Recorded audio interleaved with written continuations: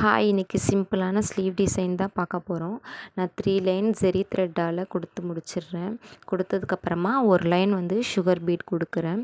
Sugar beat கொடுத்ததுக்கப்புறமா embossed த்ரெட்டை வந்து clue போட்டு ஒட்டிட்டு அதில் வந்துட்டு ஜிக்ஸாக் ஸ்டிச் பண்ணிடுறேன். ஜிக்ஸாக் ஸ்டிச் பண்ணதுக்கப்புறமா லோட் ஸ்டிச் கொடுக்குறேன். ஸோ லோட் ஸ்டிச் கொடுத்ததுக்கப்புறம் என்ன பண்ணுறேன் அப்படின்னா, திரும்பவும் ஒரு லைன் வந்து சுகர் பீட் கொடுக்குறேன். சுகர் பீட் கொடுத்ததுக்கப்புறமா என்ன பண்ணுறேன்னா, திலகம் ஷேப்பில் ஸ்டோன் எடுத்து அங்கங்கே ஸ்டிக் பண்ணுறேன். க்ளூ வச்சு ஸ்டிக் பண்ணிவிட்டு அதை சுற்றியும் சுகர் பீடால் ஒரு லைன் கொடுத்து முடிச்சிடுறேன்.